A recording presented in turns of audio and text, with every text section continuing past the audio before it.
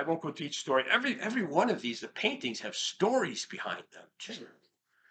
He's an artist. His wife, he was a great sculptor at the time, and his wife passed away, and he was just so devastated, the death of his wife, that he stopped his art. He just stopped sculpting. And people tried to get him back in the mood, hey, you'd say, I can't do it anymore.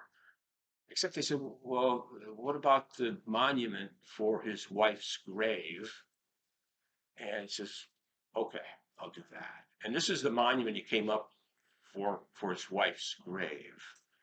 And after that, he passed away shortly after that. So this is kind of, and there's quite a few imitations of this. You see this particular composition in a lot of cemeteries sometimes, but this is like the original. William Story. Story is his name. It's meant to be shared. We all know this already, but I always put this up here just to remind myself too why, it's meant to be shared like we are here, keeps us together. Uh, Subject, content, emotion, mood, feeling, that's more important than the subject itself. So painted, we started, one of our assignments is we do a wall from a cave painting, do a cave right, just do that and learn from that too. Learn that the pigments that were used by these cave dwellers are the same pigments that we're using today. We have certain chemically made ones, but pretty much the burnt siennas and all that, and the burnt umbers and something or other. But then after a while, you start reading about them too, and they have fascinating stories too. Just moths. Who's going to paint moths? They're beautiful moths when you really study and look at them.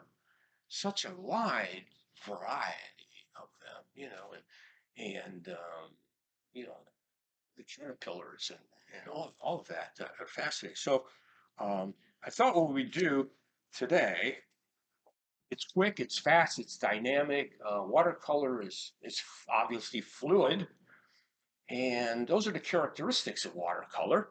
And I think that's what watercolor is made for. And I kind of follow that path. It's fast, big brush. Yeah, I have a couple small brushes, but most of them are 1 inch or the big number 12, big mop brushes. Fluid, let it be sloppy and just move around, keep moving on the painting. And try to do it in one setting. I like to do it in one setting. Every class we always do, we start a painting, we finish the painting in the same class, So all of these paintings you see up here are what's done in one sitting. So, um, so that's what we're gonna do today. We're gonna finish this, and we're gonna start and finish it in one sitting. And very limited palette, just a split primary palette. Split primary palette is just a warm and a cool of each primary. I have a couple of secondary colors in here, a couple of greens in here, but don't really use them that much. Kind of like to mix my own secondary colors, and that's what makes it fun, I think. Water starts with water. So tell us about your paper and paints, brands, whatever. People always want to know. Yeah, cold press. I've been using this. This is a block. I used to use some more expensive papers, but I found out Blick makes a really good 140-pound paper, a block, and it works out really well. And I like, and use a lot of yeah. It's the Blick store brand, really, and it works. It works well. Works well, I think.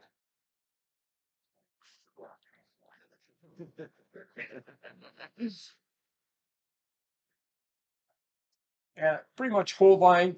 I like Holbein only because it stays moist longer. Doesn't take. You get hard and dry out quicker. It's as long as you keep it in a case, water type case anyway. So okay, let's see. Where do we start? Big areas first. Let's go with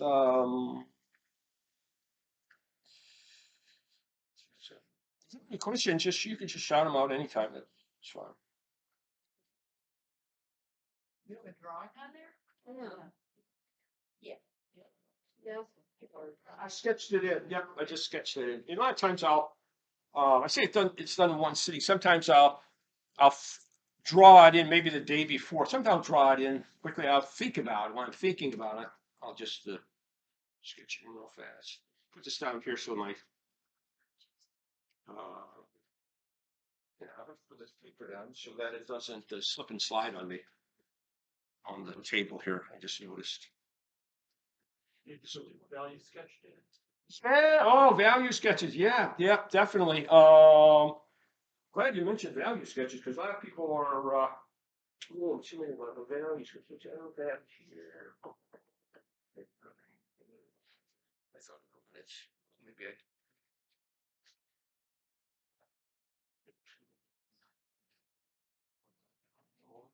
hold your position. Hold your position. Okay. Value sketches. I didn't know. I have books like this. These are all my value sketches. All the paintings I've ever done. All the paintings I've ever done, I have a value sketch for them.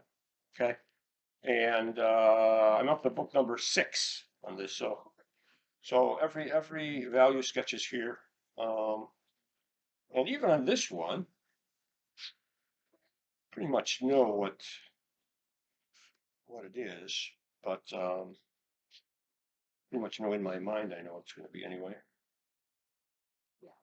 Oh, here's from my couple of sketches from caterpillars and my there's a bee, and the birds and all that too. So I don't know if I have that. Oh, yeah, here it is. I think I have it. Oh, here we go. There it is. Yeah. I did this, so it's in my mind. That's why I didn't bring it out because it's actually I actually sketched it, a little value sketch, but then um, I have it it's kind of in my head. But that's a good point to bring that out. Put that. This actually becomes more important to me now than the bluebird. It's always good to think about it ahead of time and try to get it. You paint it in your head first before you start painting. Otherwise, you might get to a certain point and you don't want to stop. You want to keep moving quickly. It's going to take me more time to set up than it actually does to paint because I paint pretty quickly.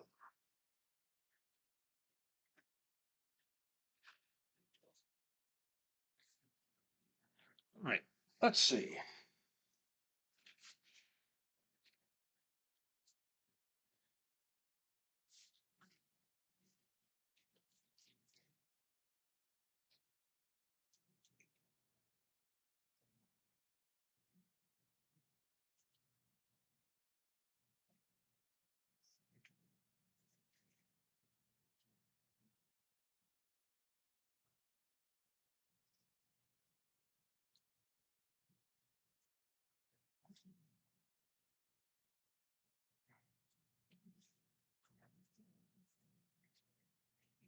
A little water.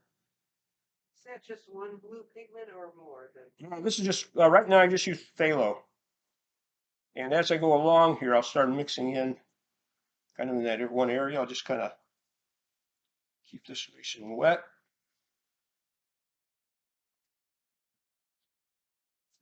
And as I kind of come around,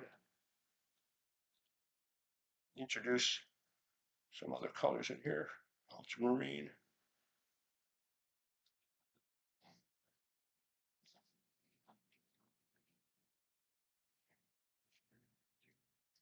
So you said you painted it in your head. Did you actually like imagine what areas you were gonna paint first, or Yep, just what? yep. Have an idea what you want to do. Yeah, pretty much. I'm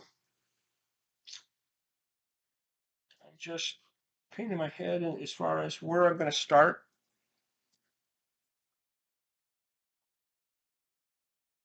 And how I'm going to paint it.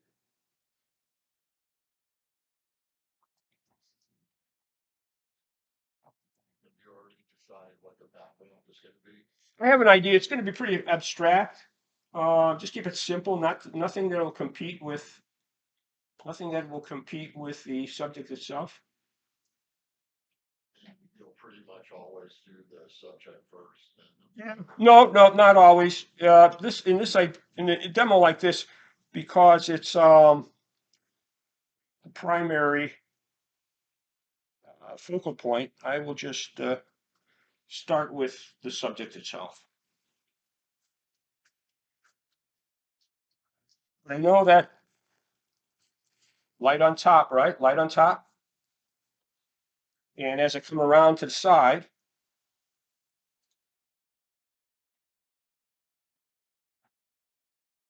I'm going to introduce some of the other colors in here.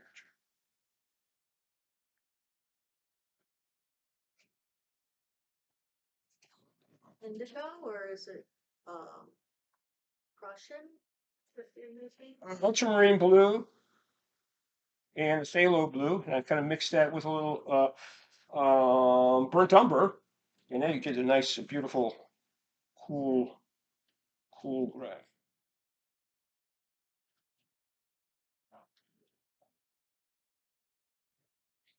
Sure. Is phthalo blue a staining blue? Phthalo blue. Yes, staining, it's always staining, isn't it? They look at So it's staining. everything. Yeah, it will.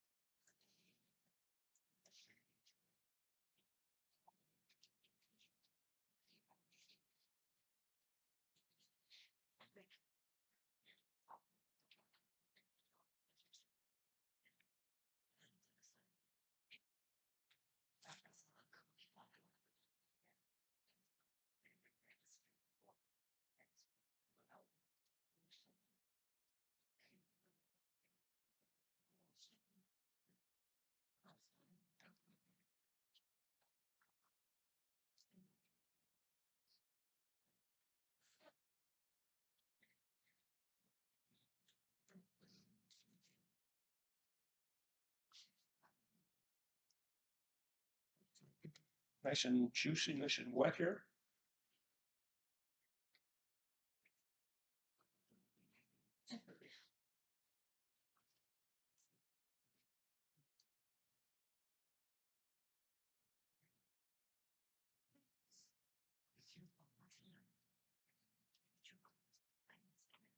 So instead of mop brush, you're using. It's a 1 inch flat brush, yeah. 1 inch flat. It's a blend, synthetic blend. It's natural and synthetic hairs.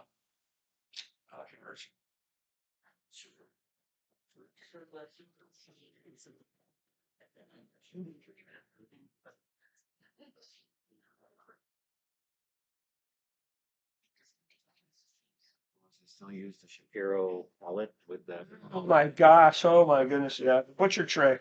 which, Can't beat that, huh? and the slant tray you have. Yeah, yeah. Some habits are hard to break.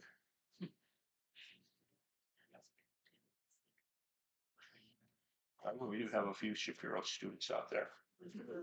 Tony, yeah, it's really good. So I see you're using a sponge as opposed to like paper towel to It's handier, I think.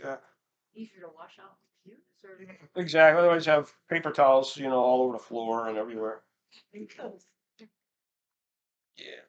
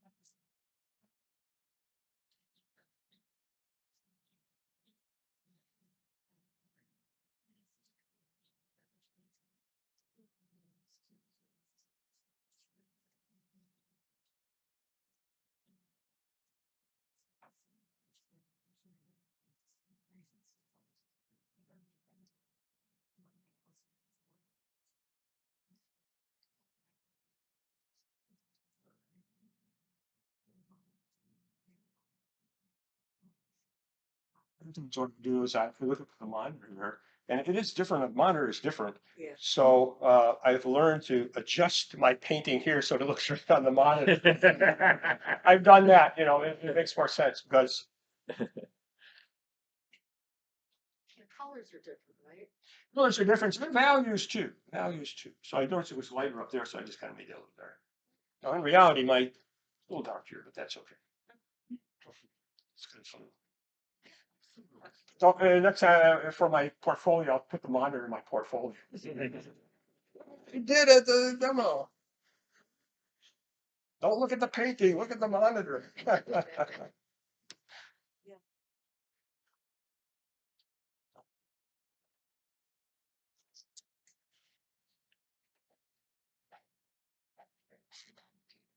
Palette knife.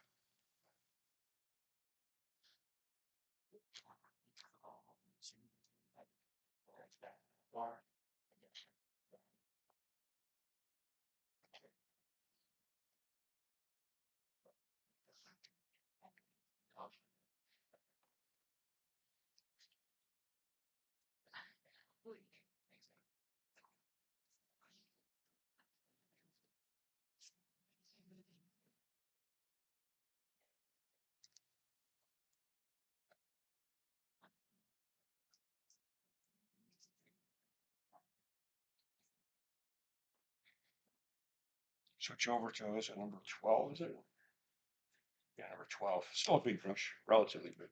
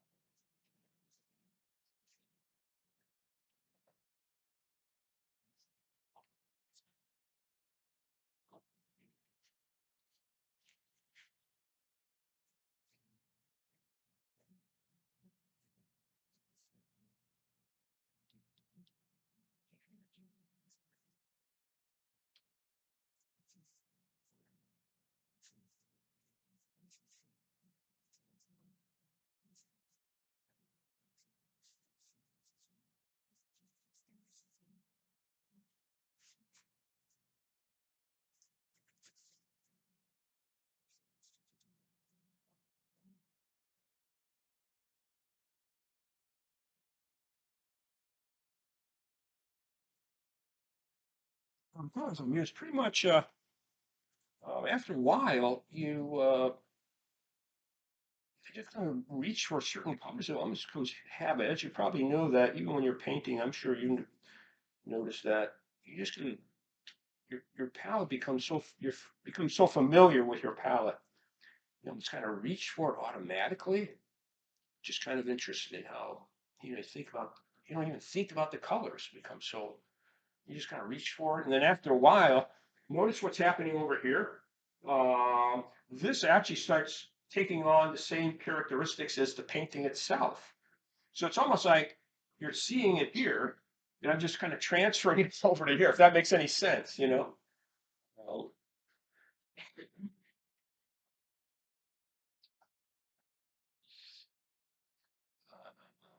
you adjust the colors too.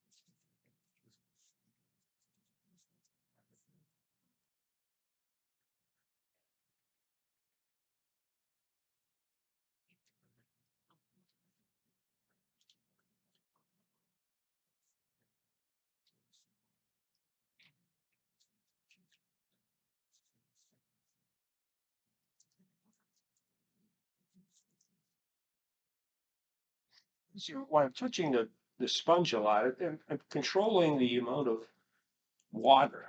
As you know that, watercolor, it's all about the ratio of pigment to water. How much water you use, how much pigment do you use. And that's once you get that for beginners, that's probably the trickiest thing.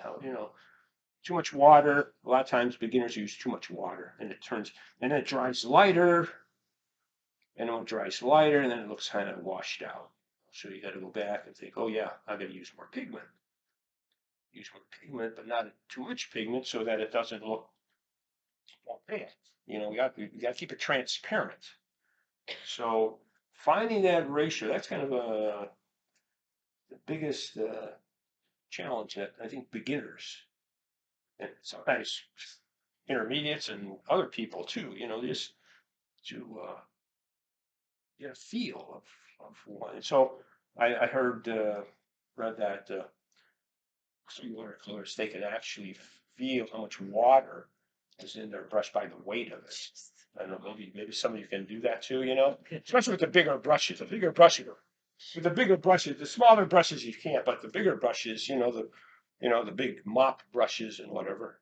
I mean, some of my brushes are pretty large. You got some pretty big, some big brushes.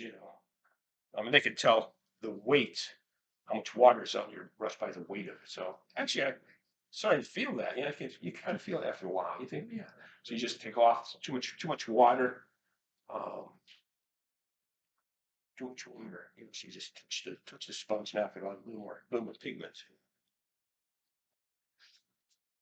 Ever wet a whole area like with clear water first, if you know? Yeah. Oh, yeah. Yeah. Oh, definitely. Yep. Yep. It depends. There's all the different characteristics, all the techniques. You may want to wet the paper first. Go wet into wet. That's a possibility too. If you want to do a big sky or a bigger area, you want a smoother blended background. You wet the paper for clear water, wet it, and just drop in some pigments. And you can kind of take your time then too. I paint quickly, so what I'll do is I'll put down a wash or actually pigment with water, and then if you're fast enough, you kind of drop in colors into that, and then it'll blend nicely also. Um, so just try to. It all depends. It depends on what you're actually painting and what you're trying to achieve. So you might want to paint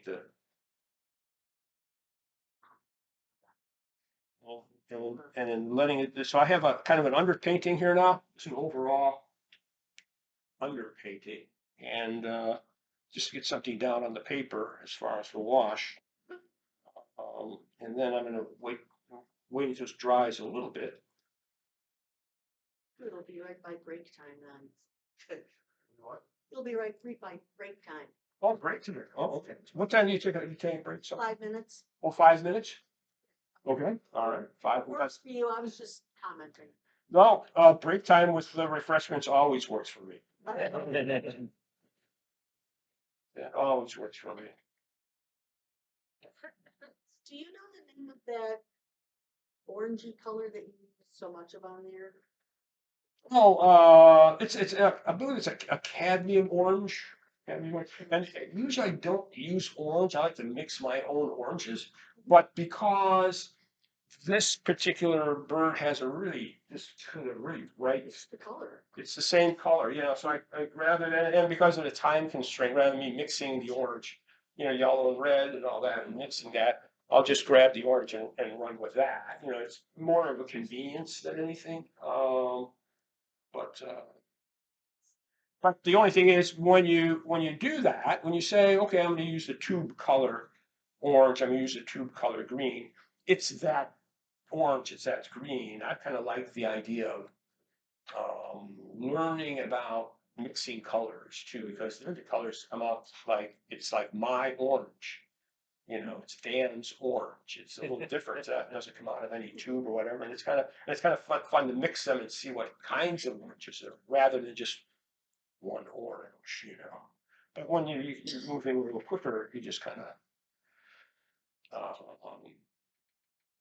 Try it. This is quinacridone red, quinacridone red, beautiful red. These people did not have quinacridone. I bet you they wish they did. Yeah, it's really chemically very transparent. Ooh, very fun, very nice.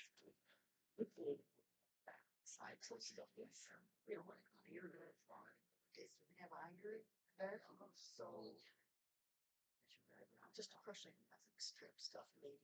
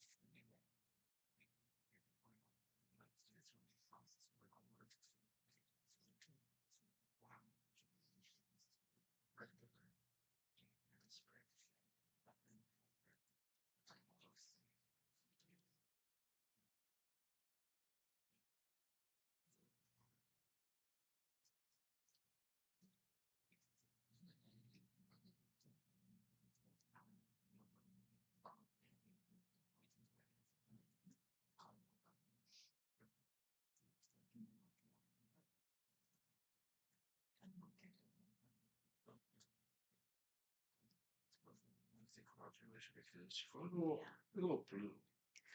Change around them. One thing I always mention also to students is, we're not here to copy photos. This is the photo is just for inspiration. It's just inspiration. We're not photocopy machines, so don't try to copy exactly blah blah blah blah blah. After a while, you come that becomes boring, I think. It's more fun to you kind of get into it. This is a starting point, this is inspiration, but then after a while you get into it, oh yeah, I'm gonna change those colors around a little bit, respect nature though. I mean, if we're gonna paint an eastern bluebird, you say, okay, I'm gonna paint an eastern bluebird. Let's go in that direction, but there's no reason why you can't just change things around a little bit too, just like a Sistine Chapel. If you paint it just like it's on a Sistine Chapel, well, that was actually again inspiration, and then after a while you think, oh yeah, paint this a little differently. Can't wait until it dries a little bit there.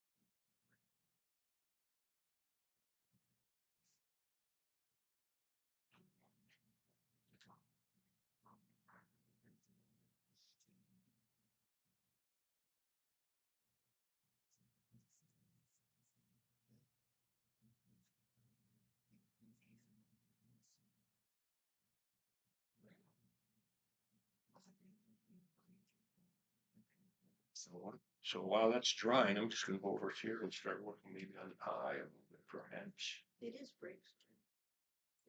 Want to break there? Yeah, okay. Works. For Yeah, definitely.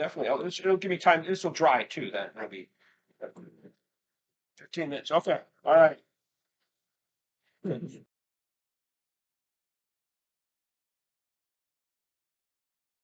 put the eye in.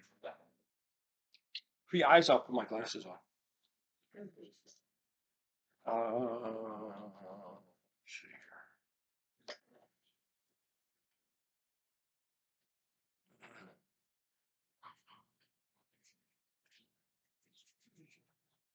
here. do with those rubber bands around your wrist?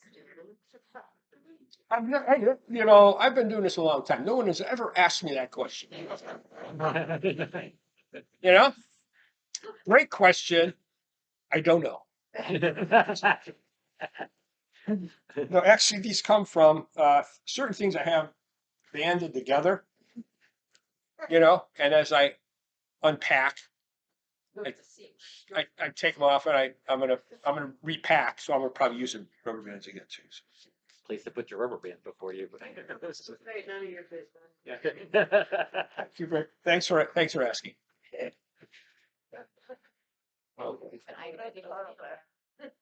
A massive theater.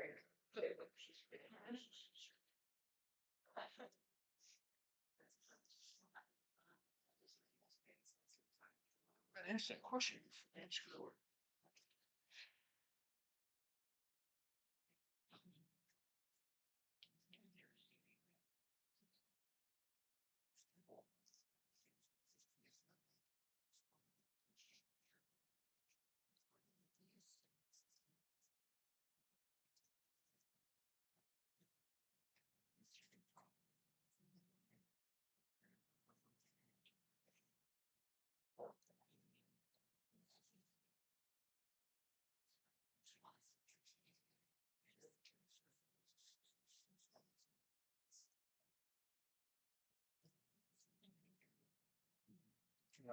A little phthalo blue and burnt umber gives you a really nice gray, kind of a cool gray.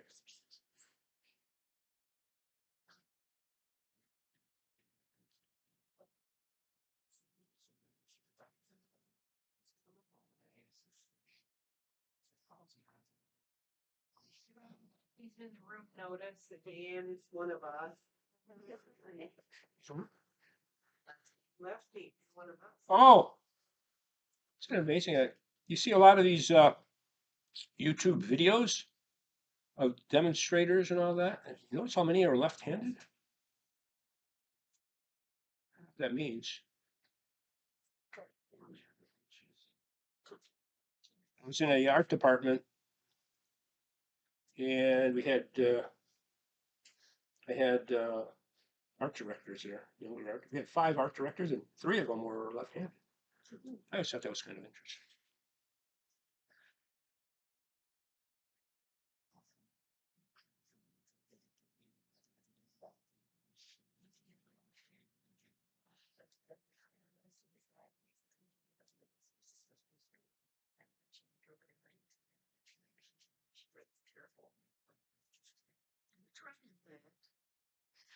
I was in Crimson.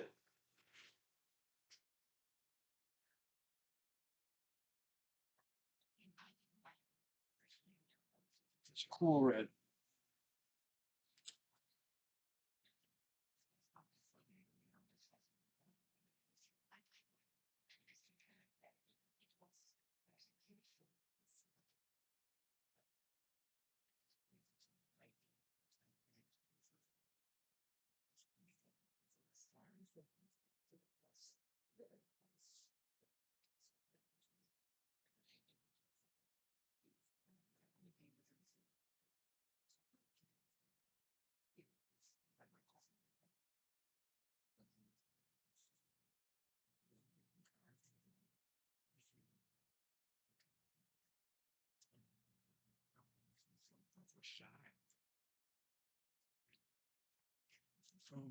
Because you think, okay, it's about anatomy, right? We know that the eyeball is round, so how do we paint something that's round? It's a sphere, right? So when we painted a ball, remember a beach ball, we could always light and shadow, light on top, maybe shadow on the side. So the same thing with the eye too. So the light's coming from usually from the sky, coming downward. So you got to think. Now that doesn't show up in your reference photo. The reference photo is just black, right? It's black with a highlight in there. But so this is where you have to um, be the artist. Be the artist. Just don't paint a black eye.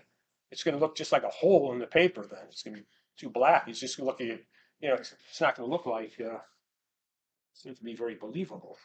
Because I guarantee if that bird was here, you'd be able to see some colors in that eye too, you know. And if you look really close, I'm sure you'd see there's a pupil in the middle of that. You know, you have the round, you have the big round eye and all that. First of all, it's not round. You know, it's not really round. It's oval, right? So, oh golly gosh, I can't do this. Yeah. All right, well, you know what I'm saying.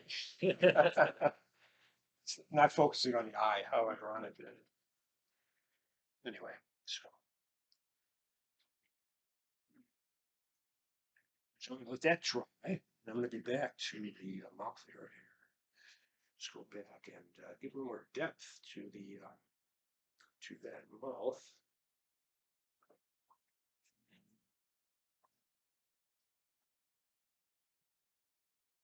Now, when you glaze over it, the effect will be different than if you are just wet into wet. Wet into wet is one thing where the colors will mingle together. You know, they'll blend together. You know, all, everything's wet. But when it's dry, glazing is, you know, wet on dry, and it does have a different effect. You know, the colors will definitely be different. Peggy McNamara, she paints pretty much. How many are familiar with Peggy McNamara? Beautiful, so fantastic. Look at some of her work is really fun, but a lot of glazing. So she'll paint, let it dry, another layer over that, let that dry, another layer over that, let that dry. You know, so she has some really neat colors that just it's really fun that you don't you would not get any other way. So let's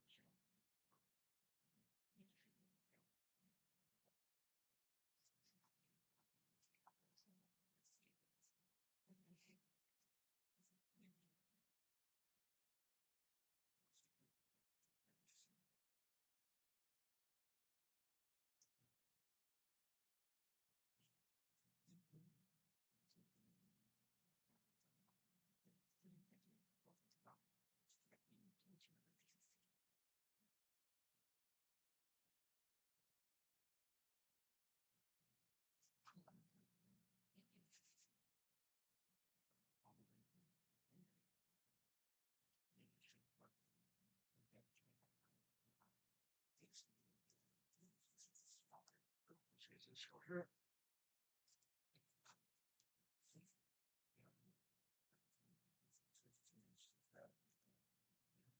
So there.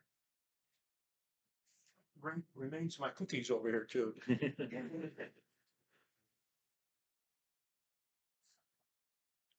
really get in the way.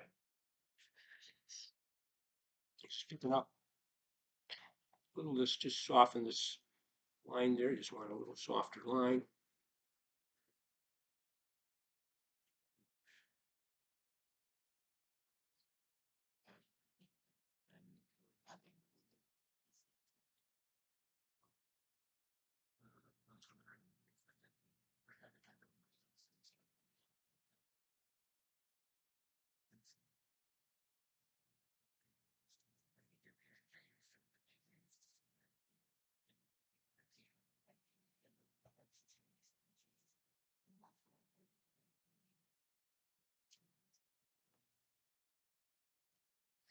And a while back at the eye, this is dry, so now I can do the kind of the ring around the eye. I don't wait till the eye is dry because if I didn't do that and I start, you know, doing the ring around, it's all going to blend together, and so it's, you know, patience is important too. Sometimes I've noticed that you have to have a little patience. You know, what's dry. Uh, when it's wet, sometimes you gotta um, act. You know, when things are wet, you gotta work on it. But then there are times you just have to wait till it dries to get a nice sharper sharper line.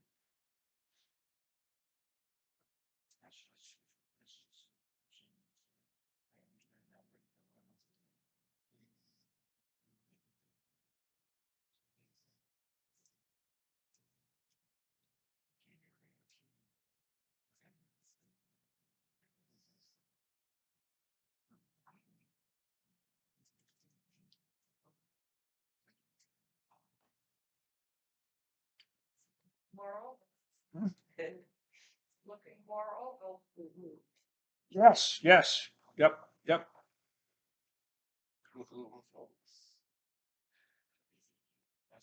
Now, I'm kind of gradually getting down to smaller brushes, not too small, but somewhat smaller. If I can find which one. So small, you can't find it. Finding my eye. Will this will work?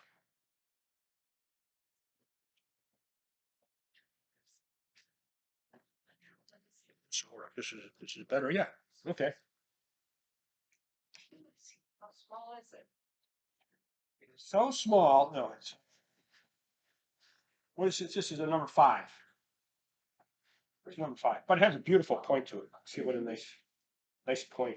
Yeah, really nice point to it.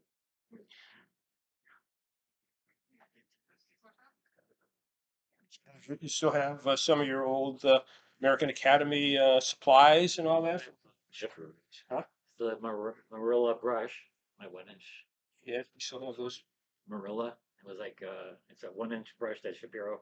It's kind of close to Dan's black one flat. It's a flat 1-inch and it has a chiseled back on it.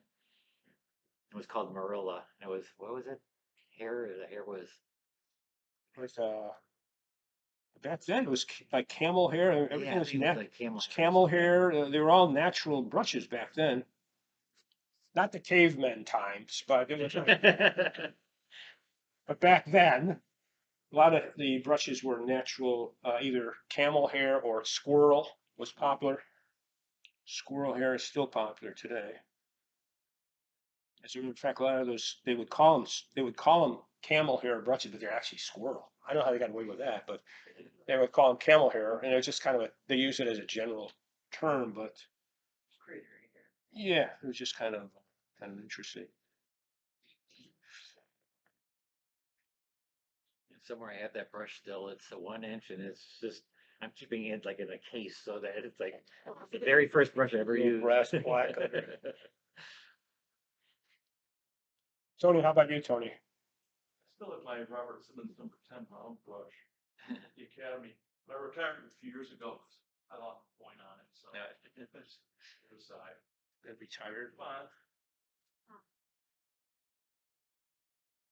I think I still have the butcher's tray too, like the big one, the big butcher's tray. Oh yeah, yeah. What kind of bird? This one here. Kind of bird? What kind of bird? Oh, this is an eastern bluebird. Eastern bluebird. Eastern bluebird.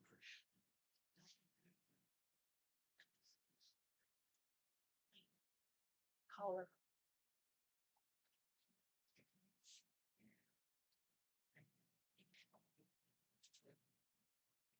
Ring is ring. That.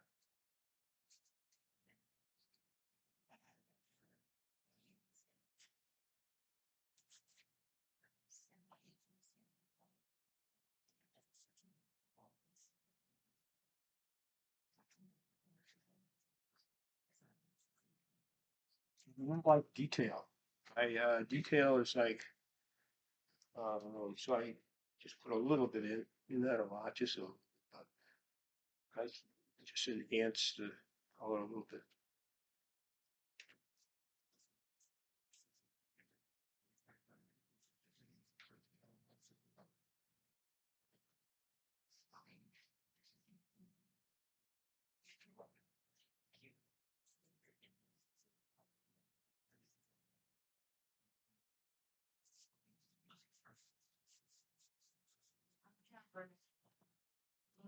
story as you guys like the other. Bluebird story, yes. We need a, this would be a good time for a bluebird story. Just watch him paint, just listen. We had 5 bluebird boxes in our gallery. And some of the, we had 5 wedgelets.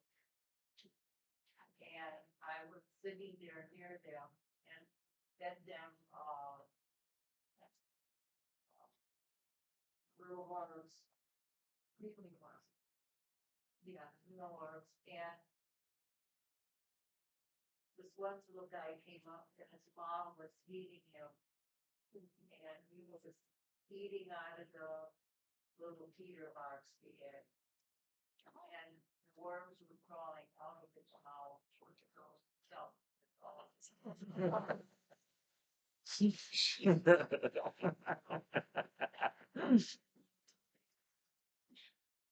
adults would come in the back feeder or the back nest spot. And they would always stop on another tree or bush before they came to the house. And they would sit on the peak of our house and tell us that the feeder was empty. Oh, Our grows up with big trees and food.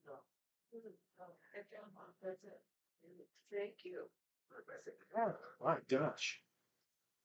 I don't know about the part where the mealy worms are coming out of the mouth. Poor little mealy worms. I feel bad for them now.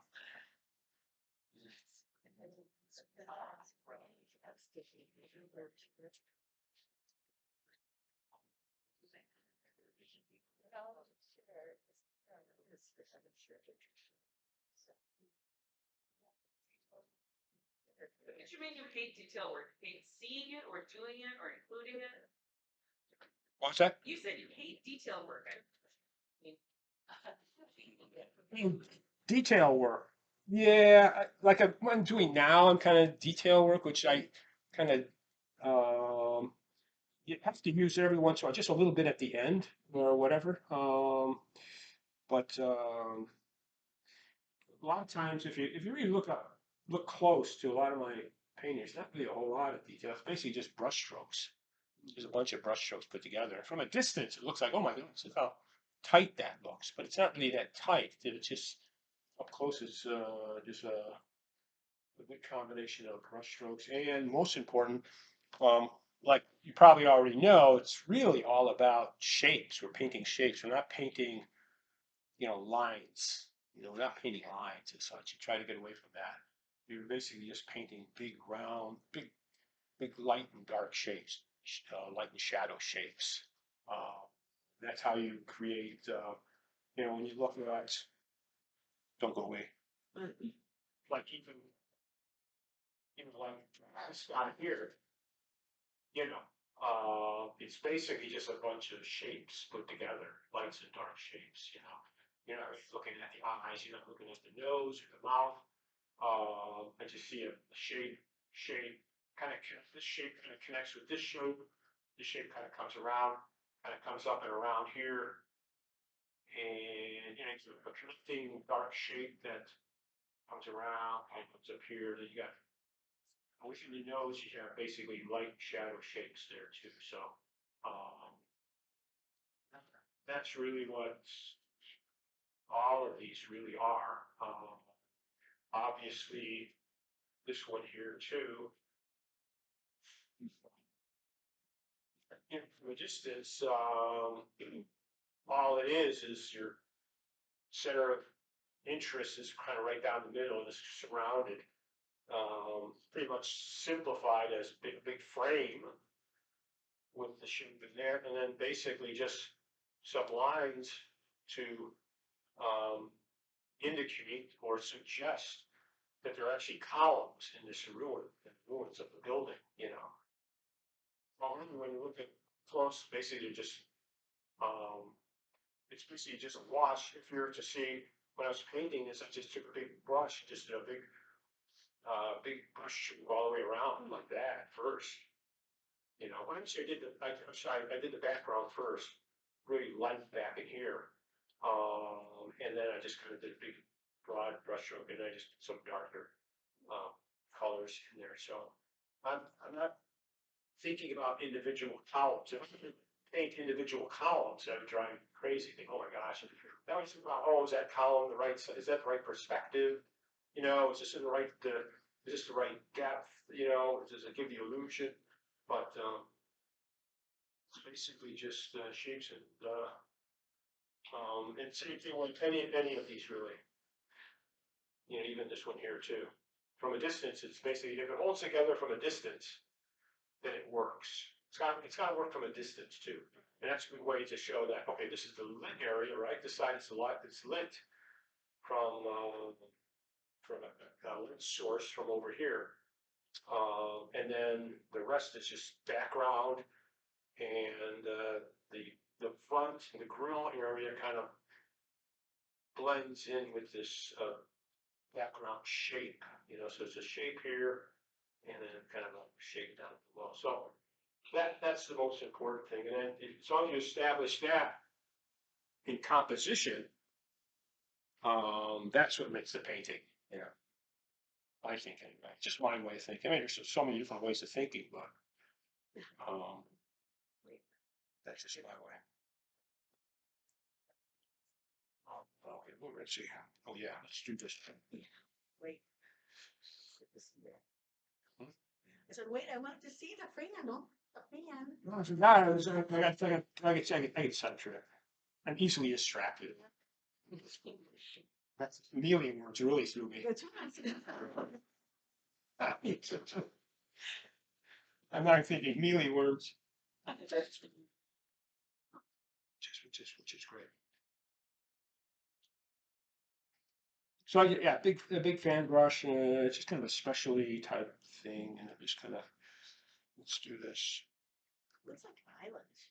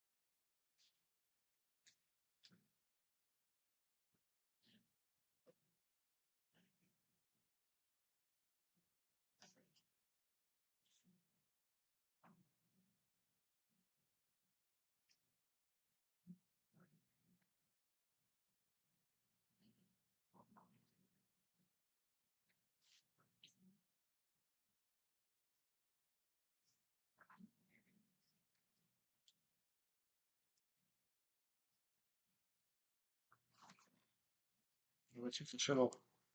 I have this little tiny scrubber brush here. This is like a small little tiny, and I don't really paint with this at all. Basically, this is just basically for lifting color. And the way I would lift it, I'm just kind of take some clear water, or as clear as this is going to be, and I'm just going to rub that clear water in there, so a little bit, loosen up the binder.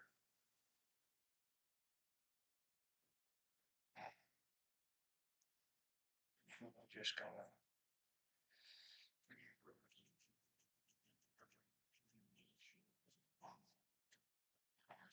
Can't see it on the screen, but so over here, I'm going to do one in the dark there so you can see it.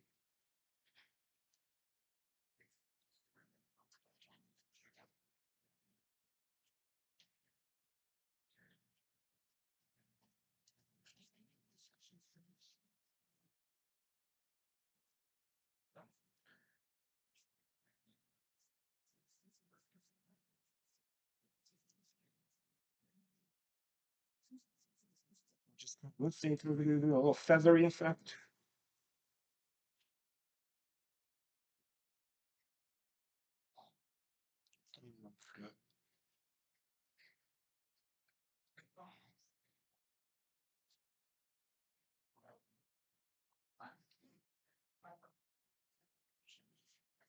Down here, I'm just kind of take some of the clear water and just rubbing this just a little bit, loosen the binder of the pigment a little bit. I want to bring that lower beak forward. So I'm just increasing the contrast between the beak and the inside of the mouth area. Some mealyworms in there. Sorry. Mealyworms. Oh, see, I almost forgot about him. And now you brought him back. I was just getting over mealyworms, and then you brought him back. Okay, that's okay. I'm fine. I wonder what mealyworms what they look like when they're, really magnified. Oh. You blow them up really. See, and here everybody goes, oh. But you can't see it until you actually look at them. It might be fascinating to look at. Well, it's 40 on the shore, man. So that's all I'm doing here. I'm just kind of highlighting some of this and bringing out the edge here of the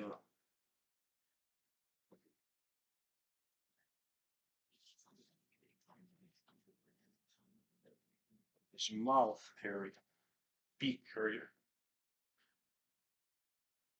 And there's one thing I don't like here. Kind of just got a little too vicious here, so I'm just going to lift some of that. All that. You know, some people I teach watercolor, and the people who are not familiar with watercolor, oh my gosh, watercolor, that's hard. That's very difficult. You know, they say, oh no, it's not. Then they say, oh, you can't make changes. Well, I said, yeah, you can. So, oh, it's unforgiving, you can't go back, can't do it. No, you can do that. And I said, oh, it's difficult. So, yeah, anything. Like here, I'm kind of lifting. You can lift paint. You don't want to do it. Sometimes you don't want to. Do you have to wait like 5 minutes? How much time we have? 7. Got 7 minutes?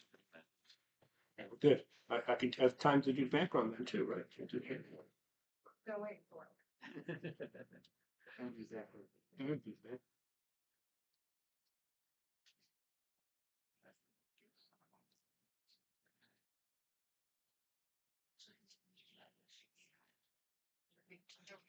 Soften some of these edges.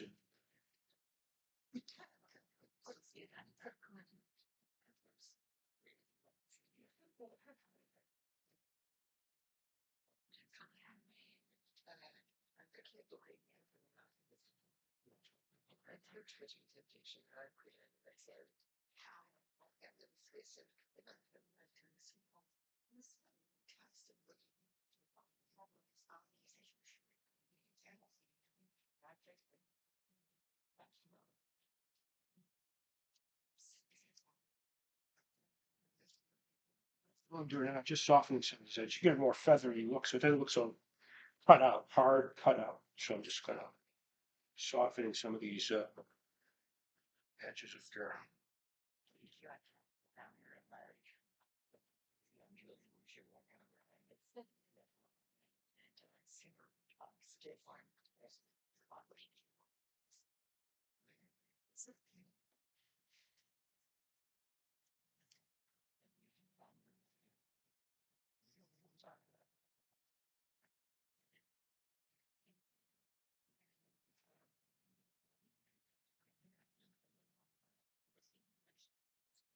You got some of the brushes out of the pad brush?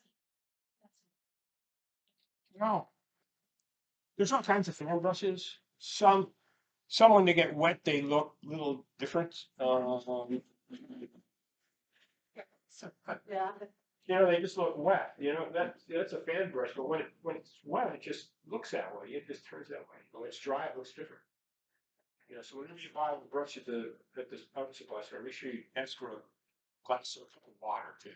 Oh, yeah. Buy a brush, buy a cup of water, dip it into the water, and then look at it too. You know, there's a different effect. I have, you know, different fan brushes do different things. That's all.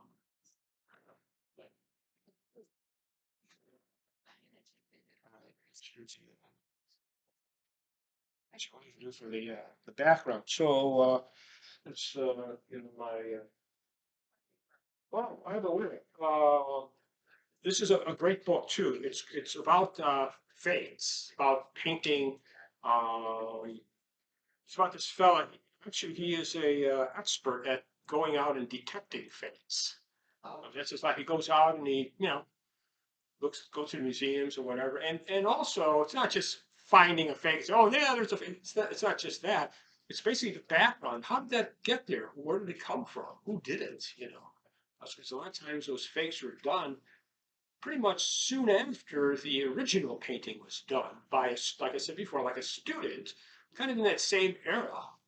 So it's very difficult to distinguish the original artist from the students because they paint, and because the material to the substrate that it's painted on, the board or the canvas, the paints, the nails on the back, they're all from the same era, you know, except the painting was done by a different person. So how in the world do you distinguish the difference between two?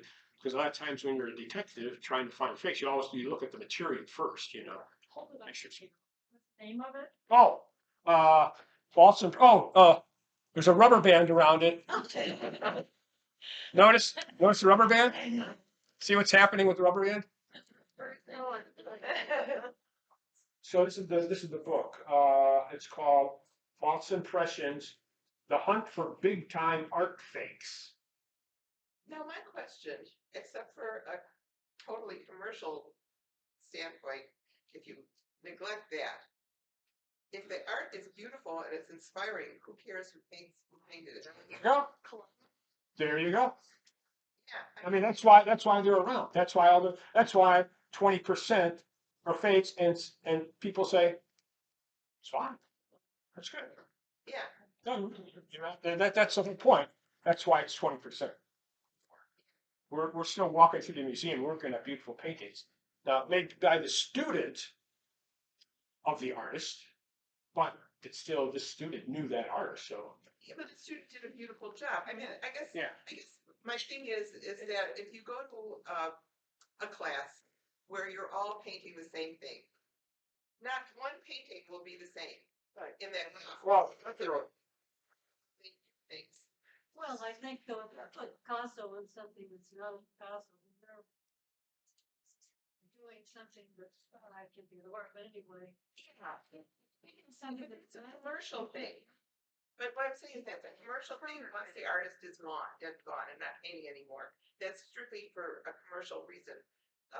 If you paint something that looks like Picasso now, the only reason why you want to know if it's a fake or not is because the price tag is going to change. But it has nothing to do with whether that painting has intrinsic beauty or value. But it's the same thing if you write a story and you take it there, somebody else, Just start the background. there it is, in your. See, I can see it if it's word for word. But when people lift ideas from stories, I don't see where if the story was good, whether that matters, unless they sell it under that name and that person's still alive. And all I'm saying is that aside from the commercial value, which is probably more important in our society than anything else, the other thing is still a work of artistry, regardless of whether or not they use somebody else's idea. If you're talking about the written word, and I'm talking about. you're absolutely right. It's like no, it's two different things. It's two different things. You know, it's like it's the commercial, like you said, the commercial value of it, and then there's the artistic value of it. And it's like, can you compare the two? Well, you know, if you say something is done by Picasso, you would think, okay, it should be done by Picasso. Period. say that, it should be done by art. And that's it. Now, as far as the value, what's the value of art? And then we get a whole different discussion about art and value of art, which is really funky when you can take a banana and paste a banana on the wall and say that thing is worth $1 million. Well, that's another story. Then you have a tech guy that buys it. Exactly. So that's a whole area that you don't want to even go into that area because it's like, it's too wacky. I don't understand it anyway. So, but I can understand the other side where it's the value. The student's work is just as good as the original artist, the teacher, until you respect that too. So, yeah, it's kind of, it is, yeah, that's a whole discussion, have another meeting for that discussion. Okay, 2 minutes to do your background. Okay, so anyway. Background's gotta be done now. So, okay, so we're doing the background, I have to do the background. So what I'm doing for the background, you lost control. That's okay. So anyway, so we're gonna do with the background, all I'm doing is I'm taking everything that I have here, right? And I'm just mixing that all up. I'm just taking it all, and I'm mixing that all up. And I'm adding some water to it. Mix it with this. Mixing it up, you should come up with some kind of gray, either cool. You're going to wind up either with a cool gray or a warm gray, right? And this might turn out to a warm gray because I use a lot of orange over here. And I kind of like the warm gray. Nice warm gray. That's kind of to the bird.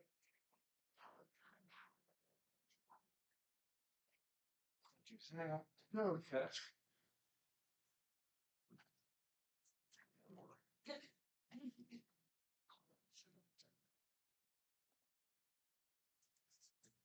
You look at it and think, okay, which way should we go with this?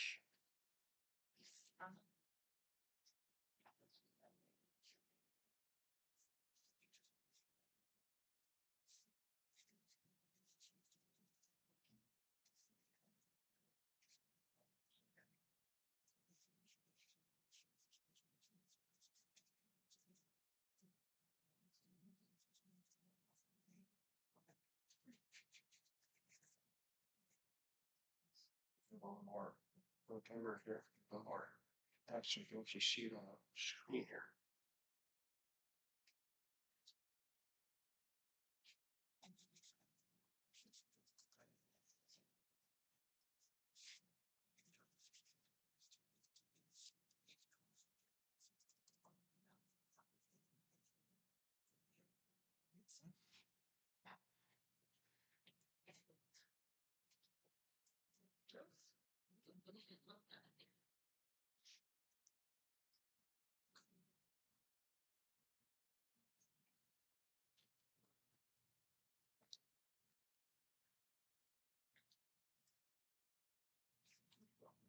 So, I think you can't even see it. Oh, yeah.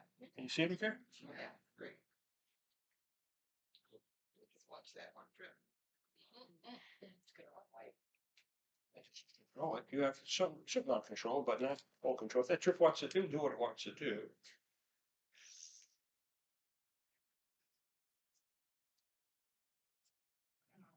It's pretty simple. It looks better. If the trust me on this, it looks better. It's not better.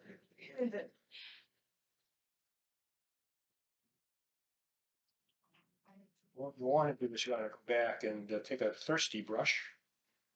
Thirsty brush is just a moist brush with very little water. It's gonna pick up the water. It's gonna clean all these touches here so it doesn't get those nasty back blossoms.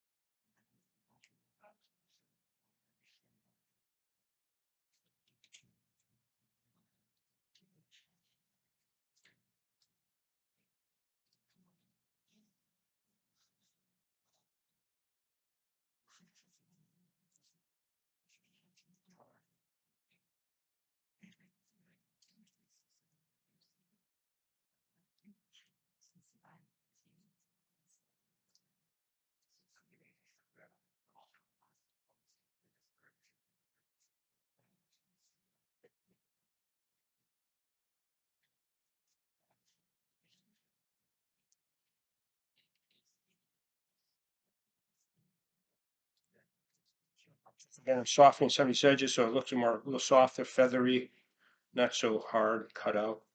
So, They put lots of that. good. Maybe showing the right area. Yeah, let me, they always put the mat at the end so it looks better, you know? Yeah,